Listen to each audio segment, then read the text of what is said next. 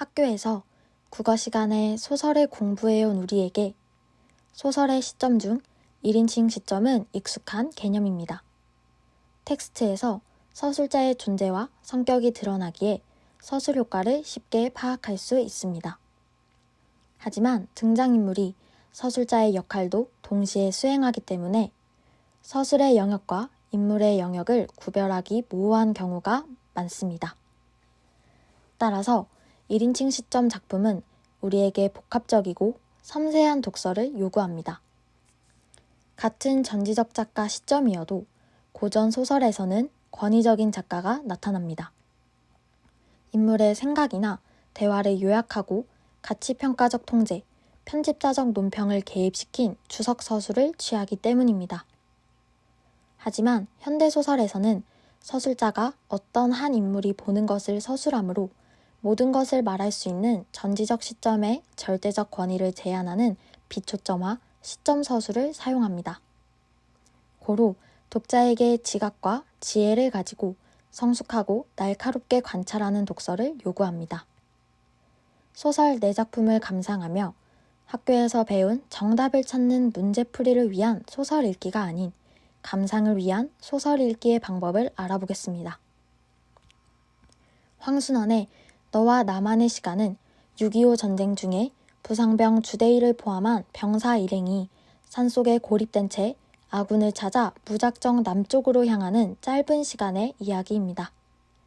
주대위의 상처는 점점 더 악화되고 현중이와 김일등병은 빠른 속도로 지쳐갔으며 살기 위해 일행을 버리고 달아난 현중이는 시신으로 발견됩니다. 주대위가 김일등병을 권총으로 겨눔으로써 다시 걷게 하는 죽음의 압박을 통해 삶의 의지를 더욱 강고하게 하는 절박하고 다급한 너와 나만의 시간을 가진다는 소설입니다. 소설 전체에 적용된 시점 서술의 효과는 큽니다. 죽음의 압력 앞에서 절망한 인물들의 심리적 고통과 생명에 대한 강한 집착이 인물들 각자의 관점에서 각자 자신의 내적 독백으로 섬세하게 묘사되었기 때문입니다. 이 장면을 통해 주대위의 시점에서 소설을 진행하고 있음을 알 수 있습니다. 주대위는 현중이의 눈길이 무엇을 의미하는지 짐작이 갔다. 그리고 그의 심중을 헤아릴 수 있을 것 같았다. 혼자 힘으로 걸을 수 없게 됐을 때부터 이미 자기의 몸뚱어리는 두 사람에게 거치장스러운 짐밖에 되지 않았던 것이다. 결국은 이쪽이 그걸 알아차리고 권총으로 자결할 것을 기다리고 있는 것이다. 그러나 주대위는 현중이의 시선을 모른 채 했다.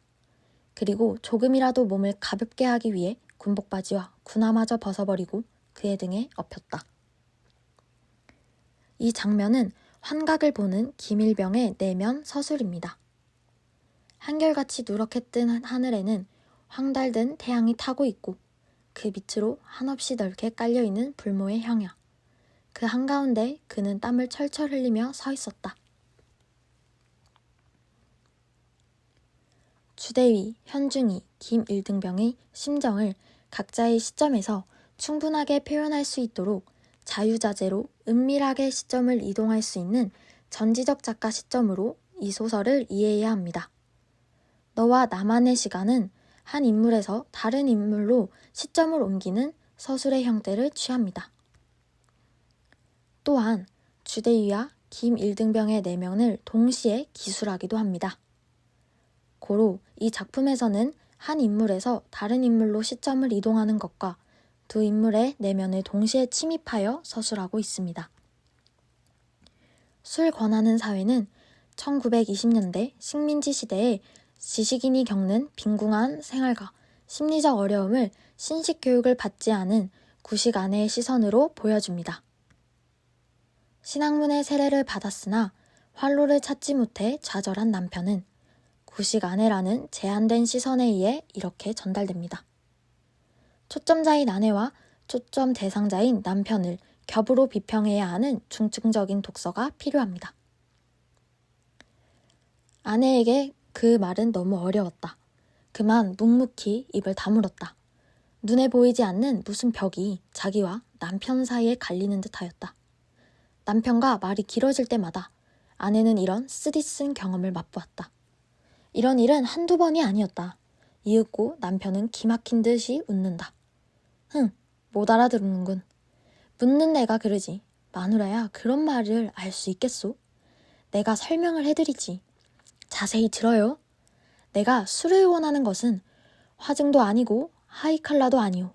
이 사회란 것이 내게 술을 권한다오. 사회란 무엇인가? 아내는 또 알 수가 없었다. 어찌하였든 딴 나라에는 없고 조선에만 있는 요리집 이름이겠거니 한다. 아내는 남편이 말하는 사회가 무엇인지 모릅니다. 아내는 지식인을 바라보는 사회의 곱지 않은 시선을 반영하고 있습니다. 아내가 가진 구식 시각은 이처럼 당대 지식인을 바라보고 이해하는 세상의 통속적인 관념과 수준을 어느 정도 대변합니다. 이 작품을 통해 우리는 1920년대 신식 관점과 구식 관점의 이해 낙차를 차이를 이해할 수 있습니다. 남편의 시점이었다면 자칫 뻔한 이야기가 되기 쉬운 단순한 줄거리를 한 인물의 시점에 고정하여 복합적이고 효과적인 작품이 되었습니다. 치숙은 일본인 상점에서 일하는 나가 사회주의자인 오촌 고모부를 조롱하고 비판하는 이야기입니다. 그런데 조카의 비판이란 것이 독자가 액면 그대로 받아들이기에는 설득력이 심각하게 부족하여 조카는 신뢰할 수 없는 서술자입니다. 그렇지만 실상 알고 보면 그게 그다지 재미난다거나 맛이 있다거나 그런 것도 아니더군 그래요. 불황당패던데요. 할 일 없이 불황당패입니다. 내 이상과 계획은 이렇거든요.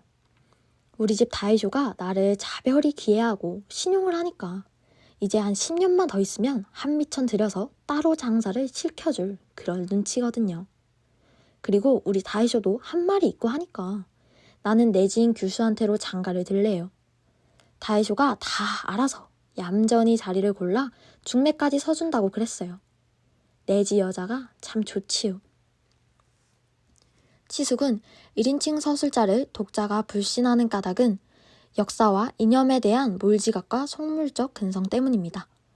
따라서 이 작품은 풍자 대상인 나가 사회주의자인 치숙을 비판하는 격비판의 이야기입니다. 하지만 나가 풍자 대상이라고 해서 나의 말을 무턱대고 반대로 이해할 것은 아닙니다. 지식인의 사상적 이상과 진정성이 어떻든 간에 그것은 아내의 헌신적인 희생을 요구하는 현실적 무능력과 연관되며 더군다나 자기 이상에 대한 자신감도 상실한 무기력한 상태를 비판하는 조카의 생활적 성실성을 무조건 비판할 수는 없기 때문입니다. 따라서 이 소설의 감상 초점은 이해되기 어려운 복잡한 삶과 현실에 맞춰져야 합니다. 조카는 1930년대 지식인인 오촌 고모부를 확신에 찬 어조로 조롱하고 풍자합니다. 청자를 앞에 두고 말을 거는 듯한 화법으로 자신의 의견에 독자도 당연히 공감하리라는 친밀한 담화 분위기를 만듭니다. 이러한 다른 인물에 대해 이야기하는 타자 서술을 통해 역설적으로 조카의 자기이기주의를 풍자하는 효과를 가집니다. 소설 장마에는 전쟁 중의 사건을 경험하는 나와 이를 서술하는 나가 공존합니다. 늘 의저지만 보아온 그 건지산이 갑자기 그럴 줄 몰랐다고 느껴지던 우스꽝스러운 한때도 있긴 있었다. 밤이면 어른들이 거기 모여 불장난을 한다. 어떤 때는 훤한 대낮에도 산봉우리에서 몽게몽게 연기가 피어오르는 걸 볼 수 있다. 밤마다 그들은 얼마나 많은 오줌을 지리는 것일까? 어른들 놀이치고는 너무 유치하고 어리석고 그러면서도 어떻게 보면 아주 평화스럽게 보이는 장난이었다. 봉합불과 무수한 살상과의 상관관계를 나는 미처 깨닫지 못했다. 건지산의 봉합불에 대한 어린아이다운 상상력은 경험자의 관점으로 충실하게 묘사됩니다. 성인이 된 서술자의 회고 목소리가 분명한 문장에서도 이제는 알고 있을 비밀에 대한 언급을 자제합니다. 인물의 내적 독백이나 발화 대사와 인물의 성격과 행동을 말하는 서술자의 언어, 서술자의 화법에 스며있는 작가의 태도를 통해 소설을 읽는 우리가 우리만의 느낌과 생각을 가져보는 것이 중요합니다. 고등학교 시절 우리가 풀었던 문학 문제집처럼 5개의 선지 중 단 하나만이 정답이 아닙니다. 문학은 관념과 느낌을 강요하지도 않습니다. 우리는 작품에 대해 자유롭게 생각하고 나만의 의미를 무한히 부여해낼 수 있습니다. 하나의 정답과 같은 메시지만 전하는 것이 문학이 아니라는 것을 알리는 데에 이 영상이 쓰이길 바랍니다.